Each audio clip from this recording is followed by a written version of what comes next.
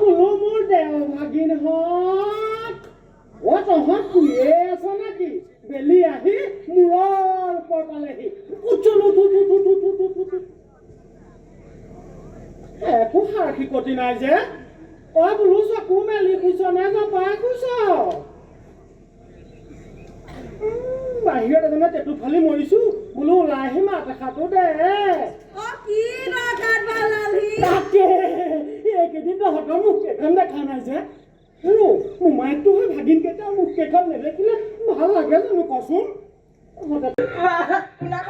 আমি সোনকালে ঘৰলৈ সোমাব ব'লা।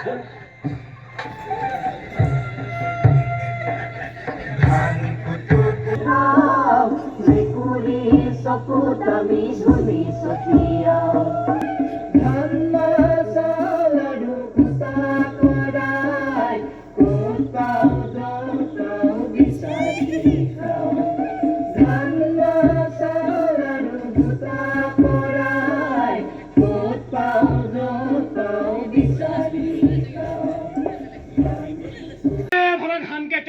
উভতাই দিবি। মই যাওঁ।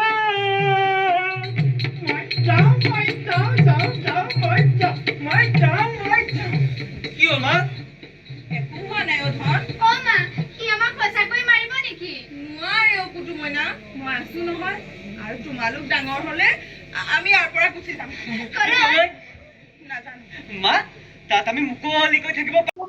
সমন্বয়ৰ বাৰ্তা লৈ চুকাফা নাট্য উৎসৱ দ্বিতীয় বাৰ্ষিক উদযাপন হৈছে মৰিয়নিৰ অসম নাগালেণ্ড সীমান্তৰ মৰঙিয়াল গাঁৱত। আচলতে মৰঙিয়াল অসম নাগালেণ্ডৰ পাদদেশত আচলতে এই নাট্য উৎসৱ উদযাপন কৰিছে উদযাপন সমিতিয়ে। পোনপ্ৰথমেই ইয়াৰ যি বিষয়বস্তু আচলতে সম্পূৰ্ণ সুকীয়া। যিহেতু এইবাৰ এই যি দ্বিতীয় বাৰ্ষিক নাট্য উৎসৱ, এই নাট্য উৎসৱখনৰ মূল বিষয়বস্তু হৈছে ইতিহাসে গৰকা মৰিয়নিৰ বহু সমল আছে। এনে সমল আছে যি সমলসমূহ আচলতে এই নাট্য উৎসৱৰ জৰিয়তে বা এই চুকাফা যি সমন্বয় ক্ষেত্ৰ চুকাফা যি নাট্য উৎসৱ, তাত তেওঁলোকে অসমবাসীক দেখুৱাবলৈ আগবাঢ়িব বিচাৰিছে। মই কথা পাতনি মেলা পোনতে আমি যিসকল বিষয়ববীয়া আছে আচলতে এই নাট্য উৎসৱৰ লগত জড়িত ব্যক্তিসকল আছে, তেওঁলোকৰ লগত পোনে পোনে কথা পাতিম। এইবাৰ দ্বিতীয় বাৰ্ষিক উদযাপন কৰিবলৈ হৈছে। ইয়াৰ মূল বিষয়বস্তু কি হ'ব বা আপোনালোকে কিহৰ ওপৰত বেছি গুৰুত্ব দিছে? হয়, এইবাৰ আচলতে আমি সকলোকে একেলগতে লৈ একত্ৰিত হোৱাৰ প্ৰয়াসেৰে সমন্বয় অসমৰ উদ্যোগত আৰু চুকাফা উদ্যানৰ আতিথ্যত আমি এবাৰ দ্বিতীয় আন্তঃৰাষ্ট্ৰীয় নাট মহোৎসৱ আমি চুকাফা উদ্যানৰ যোগেদি আমি অনুষ্ঠিত কৰিবলৈ লৈছোঁ। আৰু দ্বিতীয় কথা হৈছে, আজি এই অনুষ্ঠানটোৰ একান্তই আমাৰ ঐতিহ্যমণ্ডিত যিখিনি সম্পদ নকছাৰী অঞ্চলে গৰকি গৈছে, সেই ইতিহাসক সুঁৱৰি আমি অনাগত অহা কালিলৈ আমি এখন আলোচনা চক্ৰ অনুষ্ঠিত কৰিছোঁ। আলোচনা চক্ৰত এনেধৰণৰ বিষয়খিনি হৈছে, গমধৰ কোঁৱৰৰ নেতৃত্বত নকছাৰী অঞ্চলৰ যিখিনি বিষয় জড়িত হৈ আছে, সেই বিষয়ৰ ওপৰত প্ৰথম অসমৰ স্বাধীনতা সংগ্ৰামৰ যিটো যুঁজাৰুৰ এটা দিশ, 1926 চনৰ পৰা আৰম্ভ কৰি এটা দীঘলীয়া প্ৰথম যিটো যাত্ৰা হৈছিলে স্বাধীনতা সংগ্ৰামৰ, এই স্বাধীনতা সংগ্ৰামৰ ইতিহাসে গৰকা সেই সময়খিনিক লৈ এটা আলোচনা চক্ৰ আমি অনুষ্ঠিত কৰিবলৈ লৈছোঁ নাট্য উৎসৱৰ মাজতে। গতিকে এই আলোচনা চক্ৰত একান্তই আমাৰ উপস্থিত থাকিব সকলোৰে পৰিচিত ND24ৰ আমাৰ মুখ্য সম্পাদক সন্মানীয় শ্ৰীযুত ৰাজদীপ বাইলুং ডাঙৰীয়া দেৱ আমাৰ মাজত উপস্থিত থাকিব। বহুকেইজন গণ্যমান্য বুৰঞ্জীবিদৰ পৰা আদি কৰি গণ্যমান্য ব্যক্তি আমাৰ আলোচনা চক্ৰত উপস্থিত থাকিব।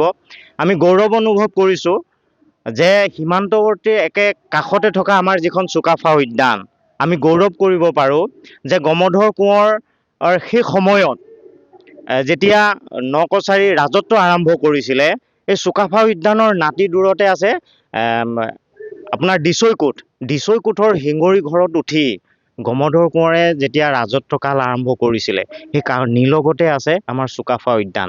আমি এই চুকাফা উদ্যানতে ইতিহাসে গৰকা সেই দিশবিলাক কালিলৈ আমি আলোচনা কৰিম।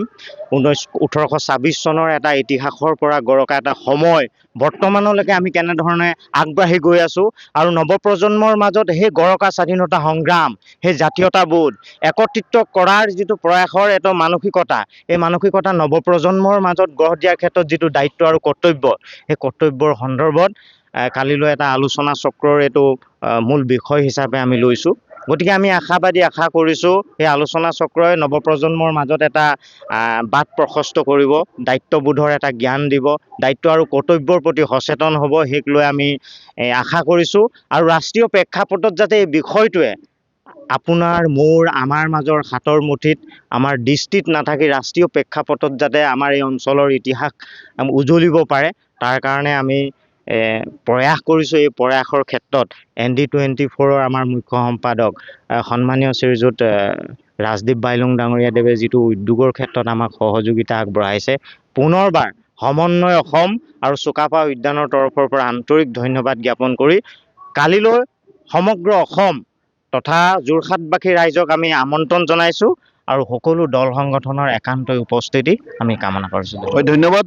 আচলতে মই পুনৰ ক'ব খুজিছোঁ যে নাটৰ জৰিয়তে আচলতে সমন্বয় বাৰ্তা দিয়া এই যি চুকাফা নাট্যোৎসৱে আচলতে এইবাৰ এক বিশেষ আলোচনা চক্ৰ লৈ আহিছে, যি মৰিয়নিত বহুসমূহ বস্তু আছে যিসমূহ এতিয়াও লুকাই আছে, বুৰঞ্জী প্ৰসিদ্ধ যিসমূহ বস্তু আছে। আচলতে ইয়াত যি গমধৰ কোঁৱৰৰ কথা কৈছে, দাঁতিতে লাগি আছে তৰাতলি, এই বস্তুবিলাক আচলতে ক'ৰবাত লুকাই আছিল। এতিয়া এই আলোচনা চক্ৰৰ ওপৰত এইখিনিৰ ওপৰত গুৰুত্ব দিয়া হ'ব। আচলতে কি ক'ব আপুনি?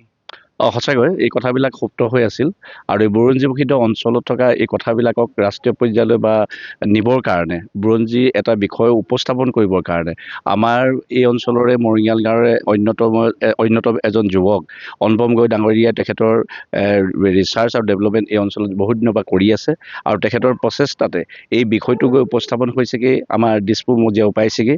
ইতিমধ্যে আমি খা খবৰ পাইছোঁ আৰু আমি ধন্যবাদ জনাব লাগিব ND24ক, ND24ৰ মুখ্য সম্পাদক ডাঙৰীয়া ৰাজদীপ বাইলুং বৰুৱা ডাঙৰীয়া এই বিষয়টো পৰ্যবেক্ষণ অনুষ্ঠানত এটা চৰ্চাৰ বিষয় হিচাপে উপস্থাপন কৰিছিল আৰু বহুকেইজন বুৰঞ্জীবিদ আৰু তথা এই দায়িত্ববোধ সম্পন্ন অসমৰ ব্যক্তিয়ে এই অনুষ্ঠানত জড়িত হৈছিল আৰু তেওঁলোকৰ পৰা বাৰ্তা লৈ নতুন বুৰঞ্জীবিদসকলে এই বিষয়ত চৰ্চাৰ ওপৰত বিশদভাৱে আলোচনা কৰিছিল।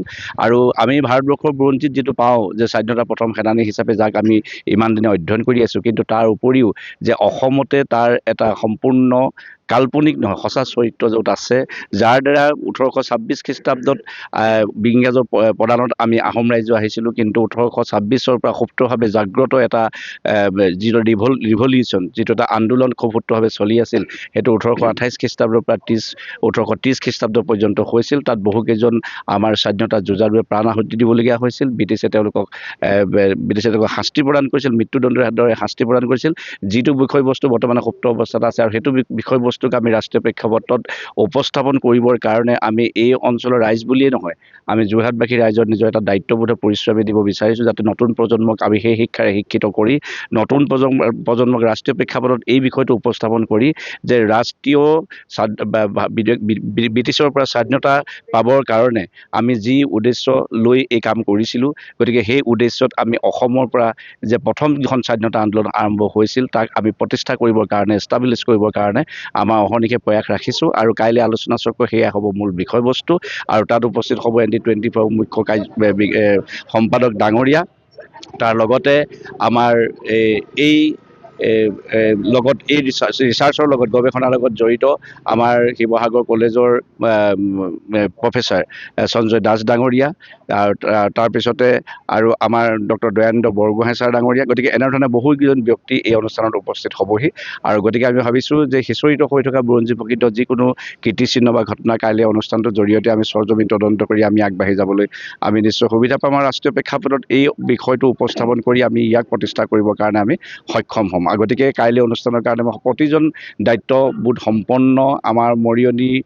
নকছাৰী, দেবেৰাপাৰা অঞ্চলৰ প্ৰতিজন যুৱক যুৱতী ব্যক্তিক মই অনুষ্ঠানলৈ আমন্ত্ৰণ জনাইছোঁ। দিনৰ ভাগত এই আমাৰ আলোচনা চক্ৰ অনুষ্ঠিত হ'ব, ৰাতিলৈ আমাৰ এই বুৰঞ্জীমূলক সেই সাঁচিপাতৰ পুথিৰ পৰা মই গোমধৰ কৈছোঁ নাটক মঞ্চস্থ হ'ব। গতিকে সকলোৰ উপস্থিতিত যাতে আমি বিষয় যিটো উপস্থাপন কৰিম, আলোচনা চক্ৰ কৰিম, সেইটো যাতে সাফল্যমণ্ডিত সকলো তৰফৰ পৰা মই তাৰ কাৰণে সহায় আৰু সহযোগিতাৰ উপস্থিতি বিচাৰিছোঁ। ধন্যবাদ। আচলতে মৰিয়নি যি মৰঙীয়াল দায়িত্ব দায়িত্বে লাগি থকা চুকাফা উদ্যানত আচলতে এই নাটৰ উপৰিও আচলতে এইসমূহ বিষয়বস্তু লৈ দুদিনীয়া কাৰ্যসূচীৰে এই অনুষ্ঠানটি অনুষ্ঠিত কৰিছে। চুকাফা ৰাষ্ট্ৰীয় নাট্যোৎসৱ অনুষ্ঠিত কৰিছে আৰু আজি প্ৰথম নিশাৰ নাট ইতিমধ্যে বিৰাল তপস্বী হৈ আছে। ইয়াৰ পাছতে আৰু এখন নাট ছুটি নাট এখন ইয়াত অনুষ্ঠিত হ'ব। তাৰপিছত কাইলৈ দিনজোৰা কাৰ্যসূচী আচলতে ইয়াত চুকাফা যি উদ্যান, এই উদ্যানত দ্বিতীয় নিশাৰ বাবে আৰু শেষটো নিশাৰ বাবে চুকাফা ৰাষ্ট্ৰীয় নাট্য উৎসৱ অনুষ্ঠিত হ'ব।